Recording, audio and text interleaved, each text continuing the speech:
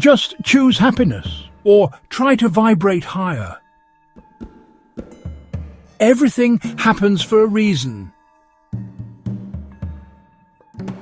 You hear these phrases everywhere in the spiritual world, and you try, you really try. But what if all this forced positivity, this pressure to only feel good, is actually blocking your healing? You've heard them so many times they almost sound like truth, until you realize they might be doing the opposite of what they promise.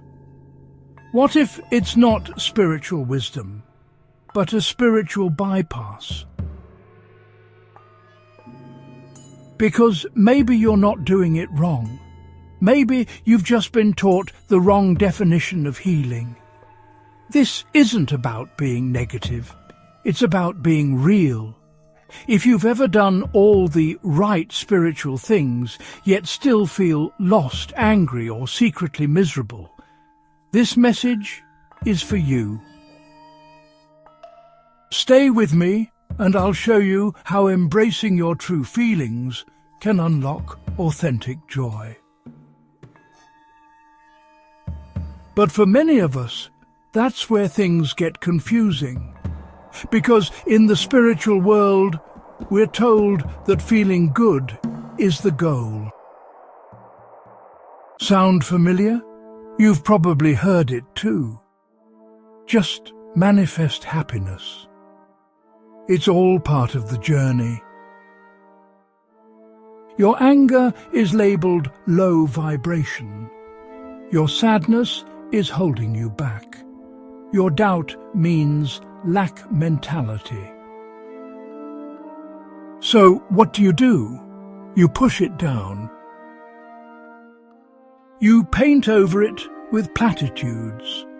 You smile and pretend everything's fine, even when your soul is screaming. You become a master of spiritual performance. You look enlightened. You sound wise. But inside, that unacknowledged pain festers, a silent, invisible anchor weighing you down. This isn't healing. This is spiritual repression.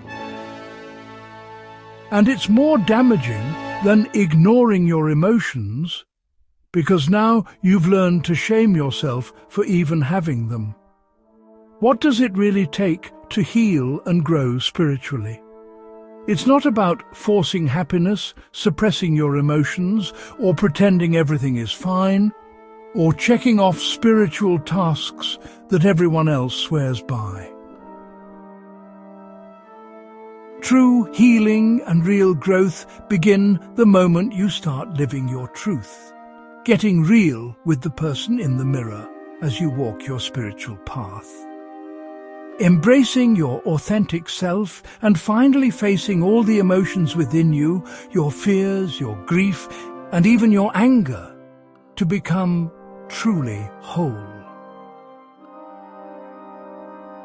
But what if the emotions you've been trying to avoid are actually your greatest teachers? Here's the thing. What if your negative emotions aren't negative at all?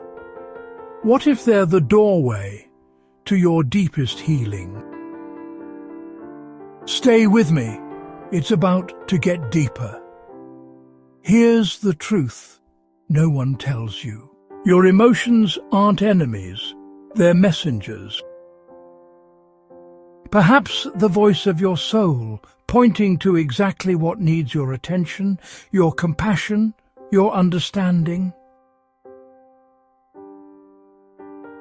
Your anger, a fiery guardian, showing you where your boundaries have been crossed. Your sadness, a tender guide, leading you to losses that need to be grieved, or dreams that need to be released. Your fear, a wise sentinel whispering where courage or change is needed. These emotions aren't here to punish you. They're here to inform you, to awaken you. to show you the path to true integration, where every part of you is seen, felt, and embraced. That's not bypass.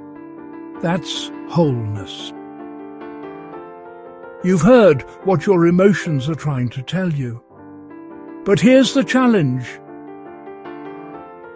When those feelings get uncomfortable, we often reach for something spiritual to make them go away. A mantra, a meditation, a good vibes only affirmation. It looks like healing, but really it's a subtle form of avoidance.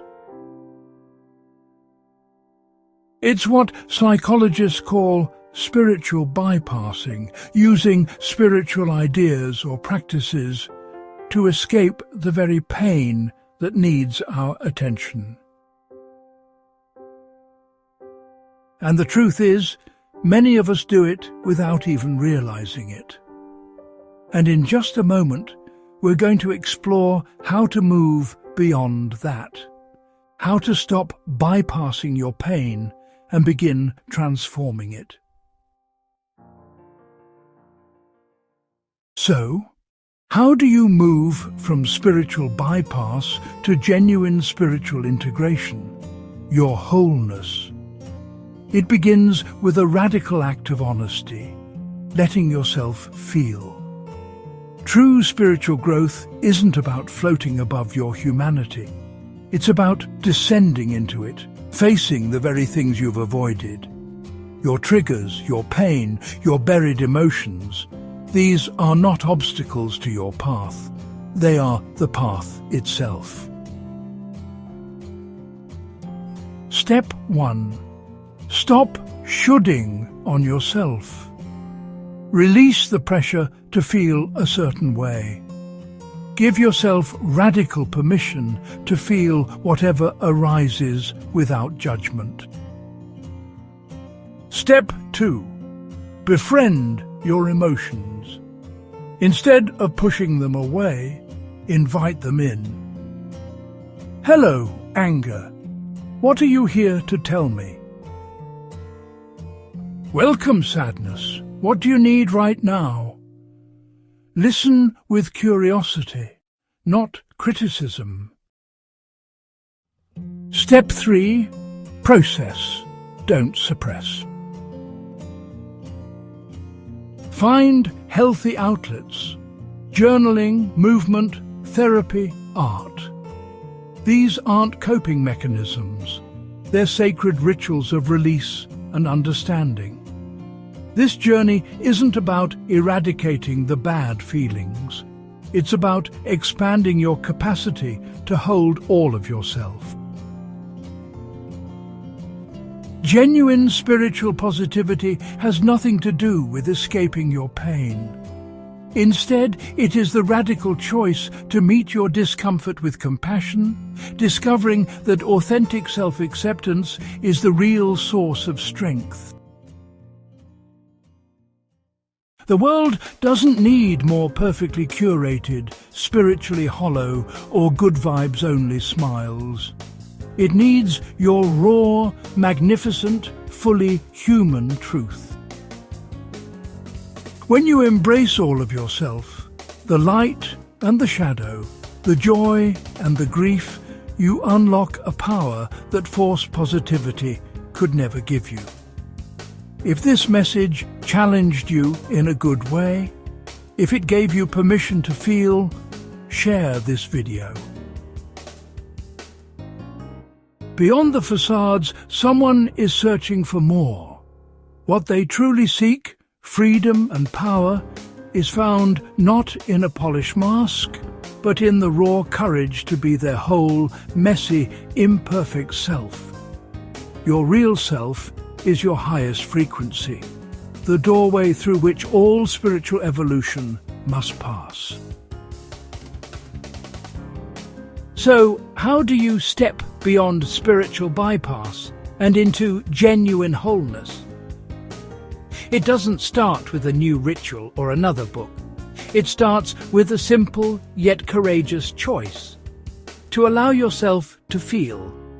This isn't about avoiding your pain or your triggers. It's about facing them.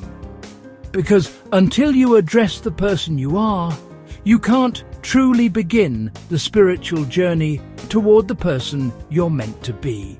You are not broken for feeling deeply. You're becoming whole. In the comments, tell me, what's one emotion you're ready to truly feel this week? Let's create a space of radical honesty and support.